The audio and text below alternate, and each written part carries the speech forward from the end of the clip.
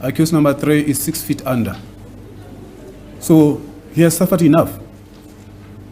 He even informed the court, the prison, that today I'm going to make sure the court understand my plight at this prison. So it cannot now that the head of the prison must be here. When it suits him or her and fearing the adversaries in the letter, it cannot be. And Your Lordship, it has been said previously, we requested that during the time when we were still this discussion of the prison condition of accused number 3 was so fashionable. There was a stage whereby I requested this honorable court if they can summon the head of the prison. The head of prison had the opportunity to come here and to respond to the allegations which were made against that prison, insofar as the condition under which my client was subjected to. So it cannot be the state that the prison must be here when it suits them. No, we refuse. This letter has to be direct to the court. And instead, actually, when that opportunity was there for the head of prison to come here and relate the inhuman condition under which my client had been subjected to, didn't come. Instead, he or she, I say who he or she because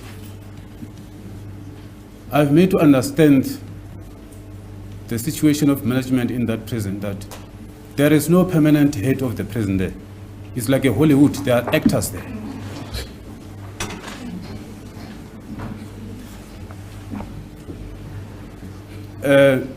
Sometimes there are 2 women who are acting as the head of the prison. Now, Advocate Teffo, I think this is where we differ all the time. You give me evidence from the bar all the time. The issue we have here is whether the letter should be read or not. Advocate Baloyi has sounded opposition to that being read, saying that the prison authorities should be engaged first. Now you are giving evidence.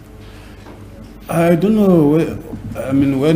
When I have to respond or reply to the allegations, it will be that I'm giving the evidence from the bar. And it will always be me, accused number 1 to 4, giving the evidence from the bar. It is because every day you do it, and I'm even relating the history. I'm saying you requested for the letter to be written. He has objected. Can't you give me an opportunity to listen to Advocate Mshololo and then decide whether the letter can be read or not? No, I cannot listen to Advocate Mshololo because he's my client. It's not Advocate Mshololo's client. You can plug your eyes, your ears. I will listen. I want to listen to Advocate Mshololo. She's part of this trial, and she will not be left out on any step of this trial. Otherwise, I'm running straight into a mistrial. Mshololo is so lucky, Your Lordship. Okay, thank you. Yeah, and you are so lucky because you are pulling this court to and fro as you like, as if we are here at your mercy, and we are not. Thank you, my Lord, for the indulgence of the court. My Lord, I object to the reading of the document into the record. Firstly, my Lord, the reason being that when the document is about to be read into the record, firstly, it has to be shared amongst all the counsels who are involved in this case. And in this document, it has not been either submitted to us or shared with us. And secondly, my Lord, for the letter of which we don't know, we're just assuming that it's about the conditions of inhuman behavior that is happening. Wait a bit. You are saying you are not aware of this letter? Of this letter. We're not aware of this letter, and no copies have been submitted to us. And now it is about to be read into the record when we have not had sight of that letter. so that we can be able to prepare ourselves to respond at the end of the day. And secondly, my Lord, even if that letter was about to be read or to be dealt with before this court, the procedure that has been set up by this honorable court on the previous occasion when the same incident was reported, it's that it will not serve any purpose if a member or the head of the correctional service department is not summoned to be present in court so that he can be able to respond. So the issue of reading these conditions without that letter being shared with the department and also with not being shared with the state is not going to serve any purpose before this court, because there is no decision that can be made on that application or on that note without the response from the correctional. I therefore submit, my Lord, that we follow the same procedure if we are all willing to fast-track the trial and not waste the court's time on something that is not going to be finalized today without the response from the relevant people. Secondly, my Lord, after that, I have a problem, my Lord, that I have not responded to the purpose of the sitting of this court today. When this court was adjourned, my Lord, we were ordered to respond on the 30th. Objection, Honorable. Overruled. Ask the court, please. We were ordered, I was ordered, my Lord, to respond by filing the heads of argument to this honorable court on the 30th of June. My Lord, I have not been able to comply with the court order because that was a directive from His Lordship. And the result being that it's because I had not received the heads of the arguments from the applicant who had intended or who had proposed to bring an application. And as a result, I was unable to respond. I apologize, my Lord, for not communicating such non-compliance with the court or the registrar. But I was hoping that maybe the heads will be filed even later than the dates that were ordered. As a result, I was unable to file and to comply with the court order. Being that as it may, my Lord, I submit and I request this honorable court not to entertain any application today. The purpose for today's court sitting was to deal with the issue of jurisdiction. And the order was made as to how the issue of jurisdiction will be dealt with today. And none of the directives of this honorable court were complied with by all the parties, including the applicant himself. So the purpose of sitting today was to listen to the application of the jurisdiction. And the applicant, which is my learned friend, had decided to abandon the application of jurisdiction. If the application of jurisdiction has been abandoned, my Lord, therefore there is no purpose, there is no reason for this court to continue sitting and listen to any other application. The issue of representation to the NDPP and any other issues through the communication that have been communicated and served to us is not the matter for this court to deal with today. If there are any representations that are still outstanding or that are still being engaged between my learned friend and the state, it should not crowd these proceedings today. The purpose has fallen away, my Lord, and I ask that this court be adjourned to the date that was supposed to be sitting, because there is no proper application, there is no proper heads of arguments that has been placed before this court. Any complaints of ill treatment or any complaints or any subsequent application cannot be entertained, my Lord, with due respect at this particular time, because I am the one who is still on the platform to continue with the cross-examination, my Lord.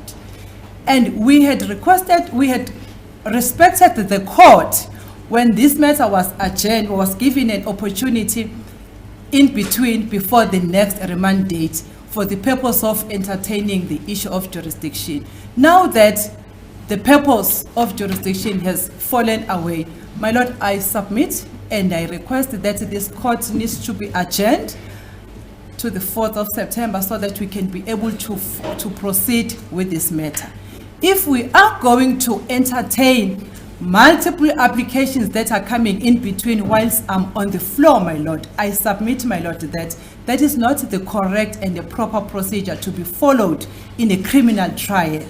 Until I finish with my cross-examination, my Lord, as I've submitted before, then any other subsequent application can be entertained after I have finished with my cross-examination. Those are my submissions, my Lord, as the court pleases.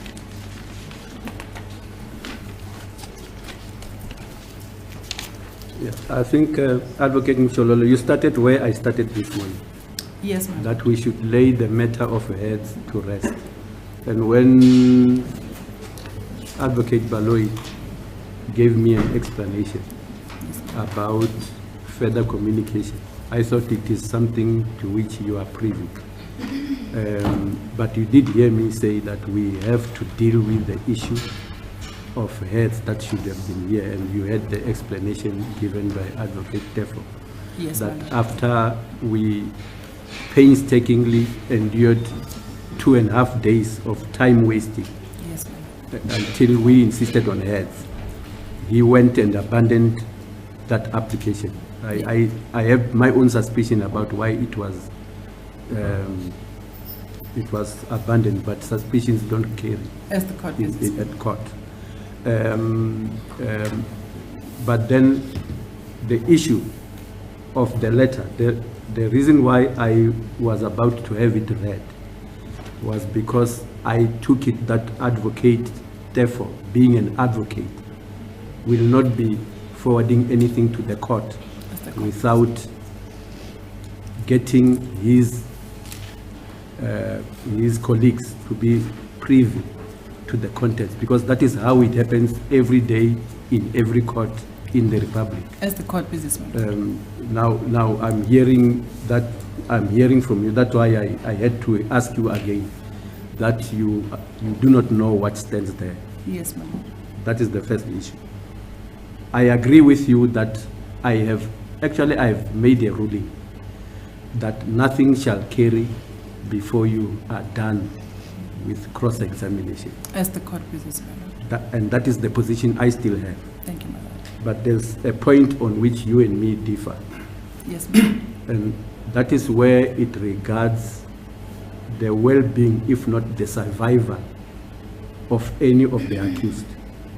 When that is raised, I cannot brush it off Yes, ma'am. my desk because in the history of this country, things happen in prison. Yes, ma'am. And in the history of this country, mortuary vans drive into prison Yes, ma'am. when they should not have driven. So safe to agree with you that you should be privy to what stands in the letter before I listen to anybody.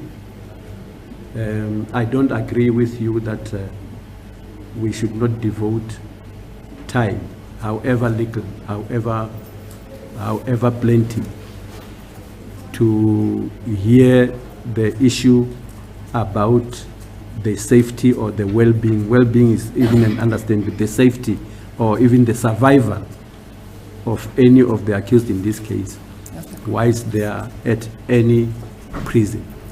What will be wrong, though, where I agree with you, will be for this court to then act on what will have been contained in the letter without listening to the prison authority if the letter will be going against them. And I keep on saying, I don't know, for the umpteenth time, I keep on saying, in South Africa we adhere to observance to the natural principles of justice. One of them is audi alteram partem rule. So partly I agree with you, partly I don't. Because where it regards the safety or even the safe survival of any of the people that appear before me, if I get any indication that that is broadly or narrowly brought into question, Yes, ma'am. as first as a human being, secondly as this court, I have to devote time to hear what is happening, but having followed the correct procedure in that the letter can never be read into the record before the two of you. As to whether the prison authorities must be here when it's read, that's another matter. I don't really agree. I think what should happen is the court can never then act on the contents of that letter before hearing the prison authorities if the letter will be against them. As the court pleases, my lord, I agree with his lordship. However, my lord, my request or my submissions, respectful submission is that, my lord, let us deal with one issue at a time. Mm-hmm. The purpose for today's court sitting was to hear the issue of jurisdiction. Mm-hmm. Let us deal with that, my lord, and then once that is finalized, and then a second application can be entertained or request regarding the condition raised by accused number 3, also following the proper procedure. But let us avoid running multiple issues but at a time. Must all the accused not still be here or alive when we reach there? No, my lord, I'm not suggesting that. I was just suggesting. May I please, when this has been said, can you sit down? Can the interpreter interpret on this? Because I was still going to ask. I'm going to listen to her, and then there shall be interpretation. Please. No, my lord, I was just addressing that. Let us at least follow the procedure in handling the issues. Yes. My lord, those are my submissions. Yeah, but what do you say about issues about allegations that suggest life-threatening or ongoing against any of the accused? My lord, that the court should at least have an idea where it's going. But I'm not there yet because you don't even know what it is. Advocate Baloyi doesn't know what it is. The first I would think is that you should acquaint yourself with the contents, subject to agreement by Advocate Teffo.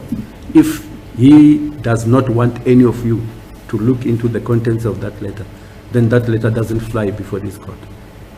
As the court, that was my first submission, my lord, that I made to say it cannot be read. The procedure in leading the evidence, it cannot be read without counsels involved in a matter having sight of the content of that letter. It has to be shared with us first before we can proceed with that. Then I moved on to ask that can we deal with the issue of the purpose of today's sitting, and then move on to the second application as the court pleases me. I don't know whether we still have the purpose in place from what I have heard. Maybe I heard what was not being said. As the court because I heard repeatedly from Advocate Baloyi issues of abandonment of the aspect of it. That's why you even hear me say, because I had, let me be open. I went and revised again Section 110 of the Criminal Procedure Act, which is so clear that we shouldn't have spent 2.5 days here. Yes, ma'am. Because it says if an accused has issues with jurisdiction in any given court in the Republic, once that accused, despite the issues that accused has, pleads to the charge put, yes, ma'am, it will, the section reads, it will be taken as if, and I'm putting it in simple language, it will be taken as if that accused has consented to the jurisdiction. And in this case, we have had pleas. That's we are past procedure. that. And they were not pleas before court with an unrepresented accused. With legal representation, they were pleased. So that's why I said I don't understand why we went through it all and now it's abandoned after we literally and amidst warning wasted time. But I think the aspect of those letters, until you read and you give me an indication, I will not be persuaded to ignore. If I do that and we end up, and God forbid, and we end up with a corpse, that corpse is on my judicial lap. As the court and it carries through with me throughout my career. As the court and that's not anything I want. Those were my submissions, ma'am. Okay. Thank you. Is it true that your colleagues have no idea about that letter? It's not true. They know. They have read the letter. Not letter, but the conditions. No. They've been canvassed previously. But I'm asking you about I'm asking you about the letter, Advocate Teffo. Once in the life of this trial, yes. I be given opportunity, let the one representing accused 1 to 4 to say whatever I want to say in relation to the mandate or instructions. I'll be the happiest person. I'm not happy.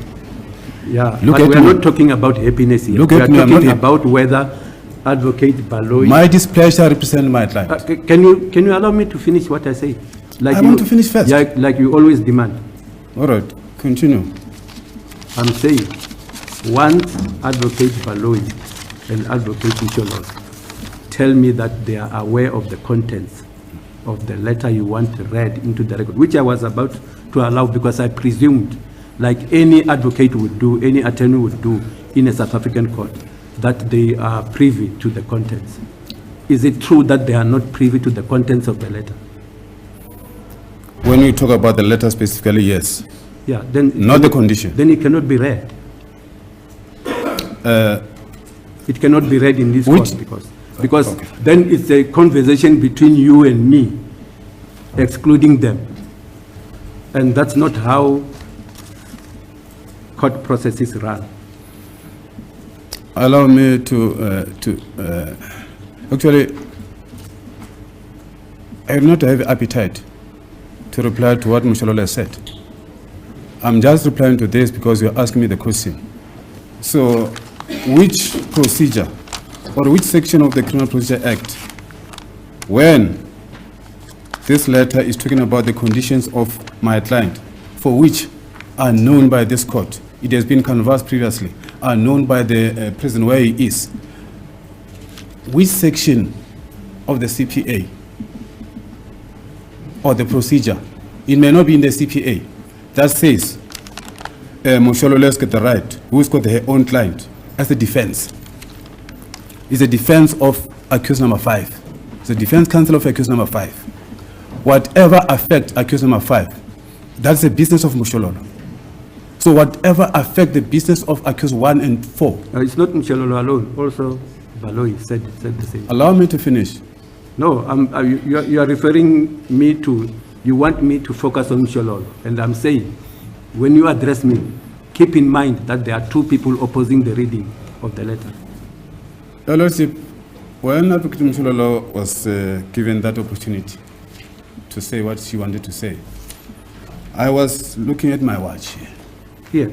I would look at the time that she was given without interruption. So now, I just want to say something that could have cost us 45 seconds plus. 45 seconds minus. I am so still now you are now. am still directing. You are interjecting now. There are 2 people. I don't deny that. Yes. So yes. I'm saying whatever goes for Msholo also goes for Baloyi regarding what you are saying. That's all I'm saying. I was still asking the question as to which section, which provisions of Criminal Procedure Act, or which procedure.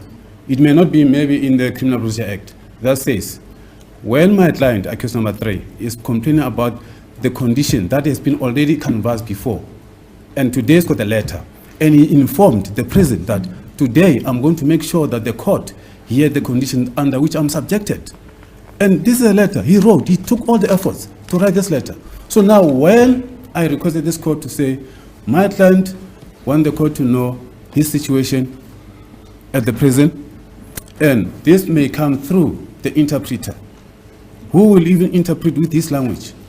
So where did it come to say, no, Moshololo must know, as the accused number 5 client? It's got nothing to do with accused number 1 to 4. Whatever it affects, accused 1 to 4, is not the business of Moshololo. My client, accused number 3, was kidnapped from Johannesburg prison, brought to Hoshimampuru, and taken to maximum, worse conditions. Now today can be when you want this court to know the condition under